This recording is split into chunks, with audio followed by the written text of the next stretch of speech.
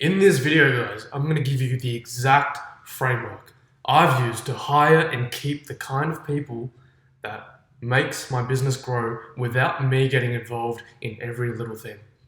Right? If you're a business owner or an executive, you're a manager, you didn't sign up to the job to babysit people, right?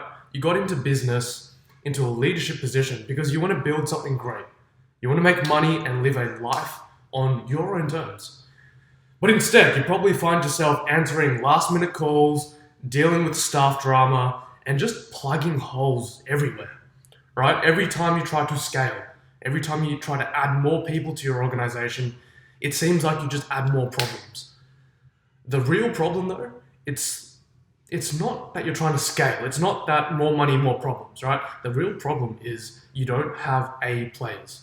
And the B and C players you've hired, they're costing you more than just salary, right? They're costing you energy, focus, and peace of mind. So I want you to imagine this. This is my situation right now. I'm recording this video on a Monday morning, right? I'm in a completely different state, away from my businesses, yet I know my staff are doing exactly what they need to because I've got competent, loyal people, they're getting paid well, they're being looked after, clear lines of communication, and I've got solid A players I can trust, right? I have autonomous staff. Now the problem is they're too productive. We're growing too fast, right? More money is coming into the bank account than ever before. People are hitting targets, triggering bonuses, payroll's doubling. I've got to pay my staff even more now. But I've got more clients than my business can handle, right? I've got marketing campaigns that I didn't even know about.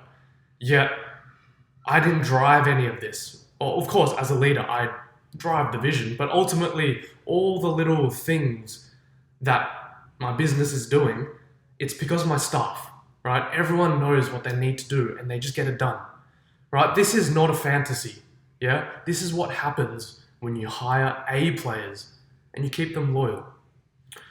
So what are you doing wrong, right? Why do most business owners never build a sustainable, scalable organization with good people?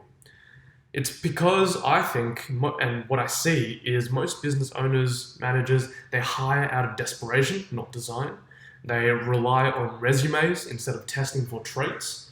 They keep toxic staff around because sentimental reasons, like they've been with us from the start. And with that, you confuse loyalty with competence. If you don't fix these things, if you're not hating business already, you're going to start regretting that decision to get into business. Right? So I guarantee if you just solve this problem of good people, it doesn't matter what industry you're in or what model you run. If you have good people doing the work, you're making money, they're taking stress away from you, then you'd enjoy business no matter what you're doing, whether it's waste management or financial services. So you don't need more staff, you need the right staff. And when you're looking for A players, they're not found, right? They're spotted, they're tested, they're integrated and retained, right? You can find A players, but to keep them, you mold them. You allow a pathway for them to thrive. So that's why I'm recording this. That's why I built this framework. I call it the stripper framework. It's a little bit cheeky, but it's memorable, all right? You're not going to forget this, the stripper framework, and it works. And I call it the stripper framework. It's an acronym because A players strip away the stress of business. They make it rain even without you being in the room. So without further ado, let's fucking get into it. All right, let's break down the stripper framework. So STRIPPER. Let's start with S. What does S stand for? It means for spot potential. What are you doing here? When you're hiring people, do not hire for titles. Hire for traits, right? Don't look for qualifications and experience. That's one part of it, but the bigger part of it is character traits. You're looking for things like ambition, speed, decision making in past behavior, right? Great people. And this is coming from my own experience, myself, as well as the really good people that I've hired. They don't look perfect on paper. In fact, some of the best some of my best employees didn't even come through the traditional hiring route, right? Like, I didn't even look at their resume. It was purely based on character and our interactions. So spot potential, that's S. You have to spot the potential and look for traits, not titles and experience. What I mean by experience is job titles, right? Just because someone's been a manager at 3 different places, doesn't mean that they were good. Or if someone was working at a place for 10 years, you might think, oh, they're very loyal, but were they growing those 10 years, or was it just 1 year 10 times? Get what I mean? T, next one, T, testing, test for traits. So when you're interviewing, when they're working in your business, you need to trial them, you need to test them. Whether it's on the job, whether you actually do extracurricular things to test, their character, just even very informal things like watching how they communicate, right? Just using your fucking eyes, look for their initiative, right? It's not what they say, it's what they do. So when you're interviewing, when you're assessing people's performance, look beyond the numbers, look beyond just what's on paper, look at the actual operations, get feedback from other staff. Yeah, that's how you test. The next one, R. And I'm just going to go through all these in brief, right? Just so you get a general understanding of the framework. So where you can kind of see where I'm starting off, we're looking at traits and then how we test them. R, so we're looking at R, rewarding performance. How do we reward performance? A players aren't motivated by pep talks, right? One thing with people who are self-motivated, you don't need to put the fire in their belly because they already have it. Yeah, they want the clear pathway to their money, to their growth. Yeah, they're not looking for the team culture and how we look after each other. That's one element of it again, but when you're an A player, you want to win. And you want to work with people who want to win, and you want to see the clear pathway to a win. So these are things like bonuses, clear bonus targets, public recognition as well, right? When you're an A player, you have an ego. You like people recognizing your wins and your performance. Promotions, right? You need to have regular conversations and discussion with your A players, how they progress in your organization. Tie rewards to real output. You need to tie rewards to beyond time, right? This is a very common principle when it comes to building wealth. You need to de-link your value to time. So when you're putting bonuses and targets for your staff, it's not about how many hours they work. Yeah, it's about what they produce for your business, not how many hours they worked on the Saturday. It's like it's kind of irrelevant how many hours people work nowadays, simply because we have all these tools. Like, people can get work done very quickly. Like, if someone worked 2 hours a week, but they were able to get everything done, that's great. Like, I don't care how many hours you work. I care about the results that you can get for me. Next thing, integrating early. I see a lot of business owners who feel like they do the right thing when they've got the onboarding plan, they've got all the fucking documents and shit ready to go. But as soon as they hire someone, it's like, here's all the manual, here's the strategy, here's all the stuff, and see you later. Like, just do your job and keep me updated. This is a very dangerous path to go, because as much as you want autonomy in staff, when people come into a new environment, they need a bit of guidance. So week 1 is very critical for you to set the cultural expectations, show the roadmap, and I highly suggest assigning a mentor, right? Assigning like a captain or a buddy, whatever you want to call it. And give them everything they need to win early. And then the next thing is P, promote from within.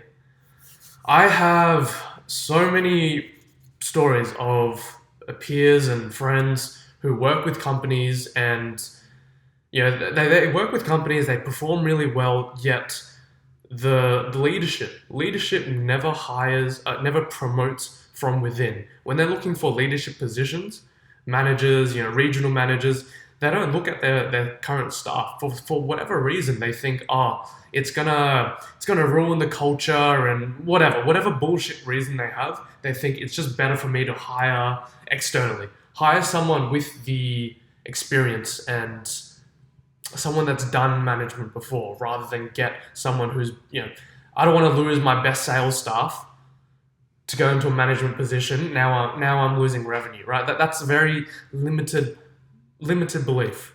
So I'm a big believer in promoting within, because if you have A players, that they adapt, right? And it shows the junior staff and the new staff that, hey, there is a pathway for growth.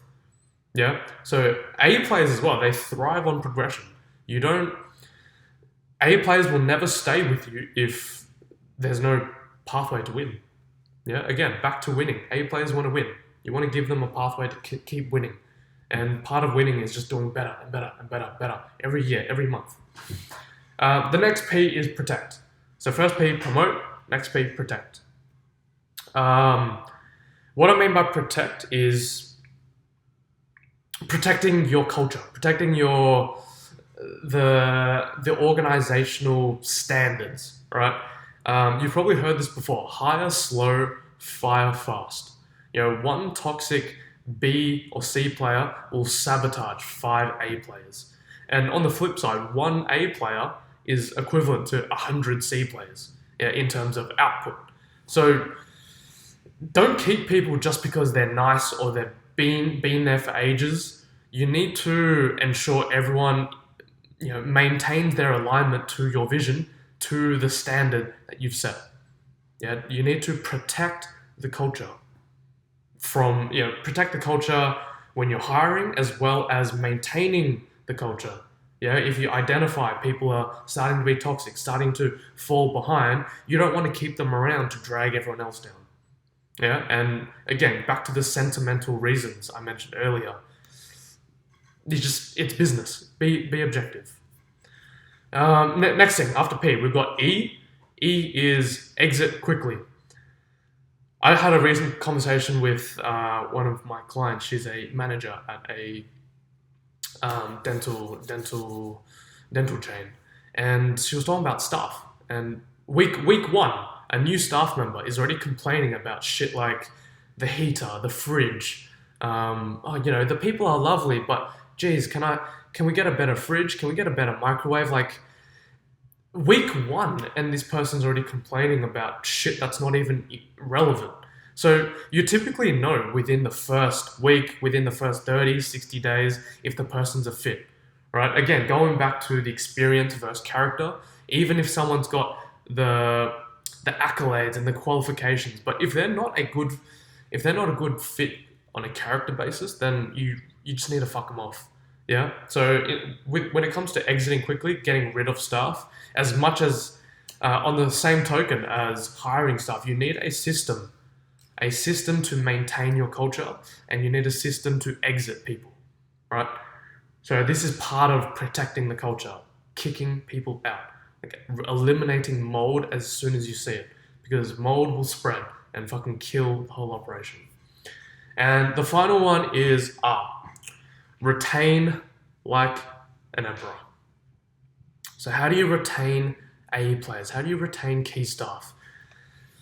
A players look for 3 things: growth, impact, and environment. How do you give them growth, impact, and environment? Really, it's both simple and complex at the same time. You invest in their training, you give them autonomy, and you keep them aligned to the mission. It's a bit of a dance, and it's a flow of ups and downs throughout the years. You get people who come and go. You get people who stay with you forever. It's just the nature of it. You can't completely get rid of that hiring dynamic, but you can do what you can to keep staff, and it's going to be different for every organization, and it really depends on you as a leader, or even the culture of your leadership team. You know, what are the things that you guys proactively do to look after your staff? You know, if you guys have someone that's bringing in $1-2 million into your business every year, and you're only paying them, 200 grand, then they're going to go somewhere. Like they know their value, and they're going to go somewhere else, right? You need to actually keep a pulse on, are these people developing quickly? Are they getting the development they want? Are they getting paid enough? Are they still aligned to the vision that you've set, right? So retaining is hard, and it's a constant dance. But essentially, but without getting too much into it, that is my stripper framework. Yeah, so that's very easy to remember. Stripper, STRIPPER, stripper. So that's a little theory. You can replay the video and take. I assume you're taking notes. You should be taking notes. Yeah. There's a direct correlation to the more quality notes you take, the more money you make. Out of the academic field, but when I'm teaching business professionals, the people who fucking sit there in those seminars and lectures and workshops who don't bring a pen and pad and they're just sitting there memorizing shit. Yeah, I'm too smart. I'm smart. I can remember it all. But if you didn't write down what I just said, you wouldn't know you wouldn't remember half the acronym. So if you're not taking notes, fucking bring out the pen and pad, take it to the start, and start taking notes. This is not a video for you to just. I'm not trying to entertain you. I'm trying to give you wisdom to build an A player team, and fucking grow your business. But that was theory. I want to get practical now. Here are some things you can do in your business to get some results. Here are exercises that I want you to do that will help you start weeding out bad players and getting great people in your organization. So first thing is, look at your current team. Just start with what you have. Identify who are your real A, B, and C players. And here, just be candid and honest, right? This is just for yourself, right? Just pen and paper, your own thoughts, close the door, put some music on, and think. And don't think from a personal level, think objectively. What I mean by that is break down what are your business goals, what do you need to get done to get there, and how do you align them? How do you align your operations and your staff to that goal? What I mean by that is begin with the end in mind, right? Begin with why did you get into business? Where is it that you want to go? And identify the pathway to get there. And ultimately, and remember this principle and write this down in particular. Structure follows strategy. Yeah, when you talk to a lawyer, they're going to say structure first. But in business, you want to set the pathway to success first and then fit the pieces in to make sense. Yeah, you don't want to start off with a structure and then try to dissect a strategy from there. That's backwards. You need to start with the strategy and then fit the structure that can get you to your goals.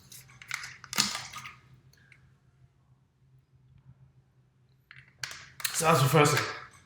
Identify your A, B, and C players. List them out. A, you got Karen, you got John. B, you've got Susie, you've got Jill. C, you've got Jimmy and John. Get them out. But we'll get into that later. Second thing I want you guys to do is create a scorecard for your next hire based on traits, not titles. What I mean by traits, personally, I don't even care what's on a resume. To me, a resume is a fucking completely useless document. All I'm looking for on a resume is an understanding of work experience.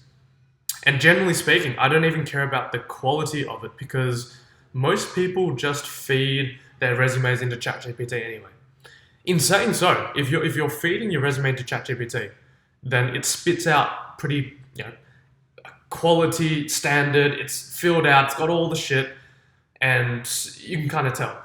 But if someone comes to me with a piece of shit resume and they couldn't even take 2 seconds to plug it into AI, then that also tells me something, right? So in essence, I use the overall delivery of the resume as kind of the first gauge of someone's character. Um, Anyway, with the scorecard I want you to create, it can be a checklist or whatever, but essentially create a simple framework, something you can reference at all times, and something you can reference to every single person you hire and every single person that is currently in your organization. Yeah. So you want a checklist that tests people on their character, who they are as a person, and what they can do for your organization. It should have things like traits like arrives early, greets everyone they meet, right? Those are actually genuinely two things that are on my checklist, right?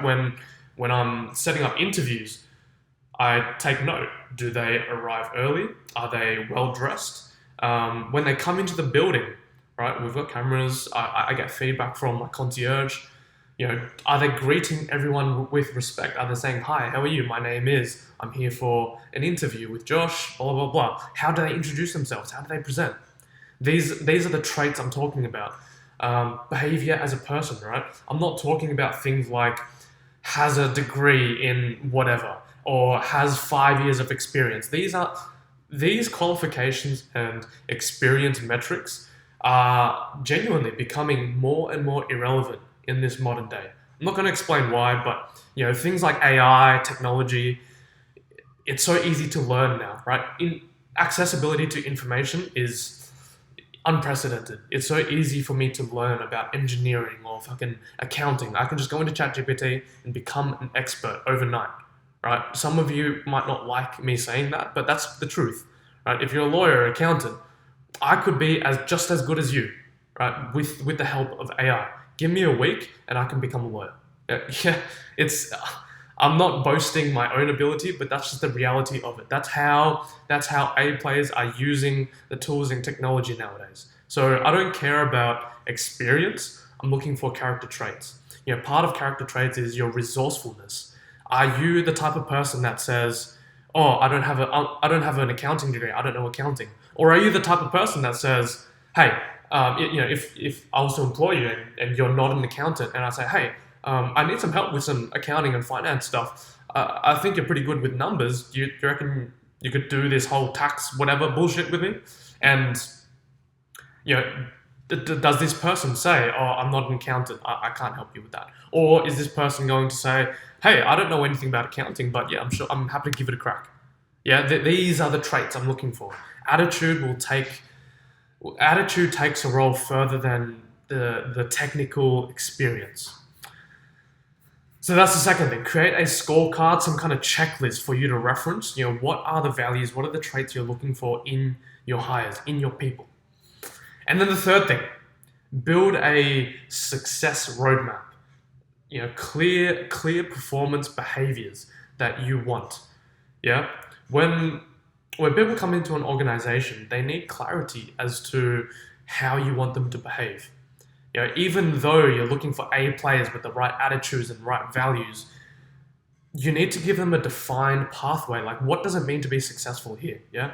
So develop a clear plan of attack for people who join. Give them a clear roadmap for what success looks like in your organization, and what is it that you actually need them to do.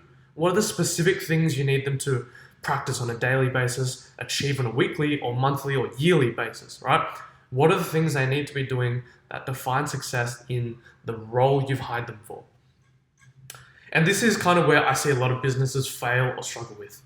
Giving new staff members a clear direction of what you expect from them. When I speak with some of my clients and business owners and managers who complain about their staff, but then when I ask, hey, did they even know they should be doing X, Y, Z? Or, did they even know that you expect them to behave a certain way? Was this communicated up front, or was it just implied? Yeah? Was it sitting somewhere in the fucking corner shelf? Or is it something that is regularly enforced? Or, I'm not too big on signs, but it's like, is this a value that is regularly seen across in the environment, or is it just a piece of paper that's tucked away in people's shelves? Yeah, so that's kind of how you set people up for success. You've got to give them the actual things, the tasks, the how you're measuring their success. Now, once you do these three things, right, you should have a clear snapshot of your current organization. Yeah, so you list your A, B, and C players. Now you have a clear snapshot of your current organization, who you need and who you can cut. Look, ultimately that decision is yours to make, right? You don't need to watch this video and say, list out your people and be like, fuck, I've got like 6 C players and that's 50% of my staff. That decision's yours to make. You don't need to do shit. But I'm telling you, if you want to grow your organization, you want to run a sustainable, scalable, and profitable business, then you just need to cut the C players immediately and look after your A players. One thing that actually helps you with that conversation, right? If you're already in business and you've got C players and you're like, fuck, I've got to get rid of them. How am I going to do this? With the scorecard and that roadmap of success that you made, I want you to apply this not only to every candidate you interview, but also apply it to everyone that's currently employed by you, right? Who is living up to your expectations and standards? Personally, when I've done this, I just let the whole team know. I give a big group announcement. We've got a group chat. I'm also pretty present in the office. I just say, hey, everyone, new direction. We're improving the organization. People are important. I want to talk to you all one-on-one with me, all of you. Let's set up some times. And the same thing with the success roadmap, right? You get every current staff member up to speed on their role, their expectations, and it's the same conversation with the current staff and new staff members. Sit them down and just go through. Like, hey, I've been doing some work. I really want to improve the organization. I just don't think we're hitting the targets. I just don't think we are where we should be. We have a great product. We have a great service. I think we should be killing it much better. And people are very important in our business.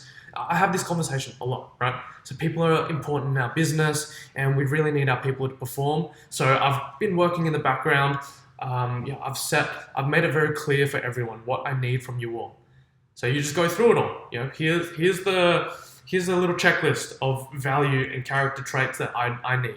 And you can just say to people, like your C players, for example, you're talking to Jill, she's underperforming, she's a pain in everyone's ass, and you just got to sit her down and you say, hey, Jill, I value X, Y, Z, and that's a common value across the whole organization. I don't think you're hitting these things. Get some feedback, obviously, but ultimately just let people know. Be very upfront. Going back to the point about being sentimental, just because someone's been with you 10 years doesn't mean anything, right? You need to, as a business owner, if you're a business, we're here to make money, we're here to make an impact, we're here to serve clients. If people are holding you back from your goals, you just got to be objective about it. You got to let them know. Same thing with the success roadmap. You just go through it. Hey, in your role, this is exactly what I expect. This is what success looks like. So on a daily basis, these are the things I need you to be doing. When you're working with your teammates, this is the kind of behavior that I expect to see. You can talk about when I start getting complaints from other staff members about X, Y, Z, that's when you and I have a problem. So I hope you're getting the general theme of what I'm talking about here. Clarity and being candid, being honest, and thinking about your business from an objective level rather than being stuck in a personal bubble where everyone's your friend and family. Like I hear a lot of organizations talk about we're just one big family, but it's like even in a biological family there are problems, right? Even in a biological family you need to have these conversations with people and say, you're not serving me in my life right now. Like I need to move on. I need to spend more time with other people. When it comes to your business, you need to say, I need someone who can do the job the way I need. Otherwise, you're just not a good fit. And you can approach it. You can approach it however you like. As I say, I don't give a shit. You don't need to do anything. How I do it is I'm pretty empathetic to people. If someone's not a good fit for my organization, I've done this a few times already, recently. People, I've needed to let go of people, and We still have that open communication when they're looking for a job, obviously, a new job, and I say, hey, I'm happy to reference you. I'm happy to reference you. I'm happy to put a good word in. I'm happy to be very honest with your next employer.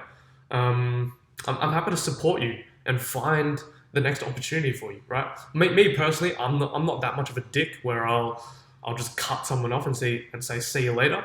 You can do that if you want. That's up to you.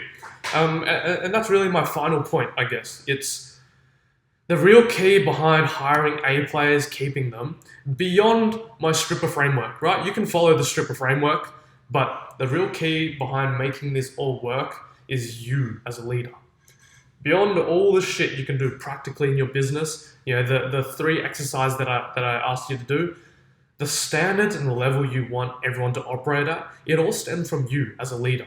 So if you yourself are a C player, don't expect to be able to drive A players. What I mean is, if you're a lazy piece of shit and your staff know that, good luck trying to get them to be more productive. You as a leader, as the founder, manager, executive, whatever, you need to set the example and set the standard. And it's not from what you say, but from what you do. Yeah. So even if you implement half of this stuff, you're going to see results in the next 30, 60 days. If you take action, right? Implement some of these things, all of it, half of it, I don't care. Implement some of these things, and you're going to see results. Good luck.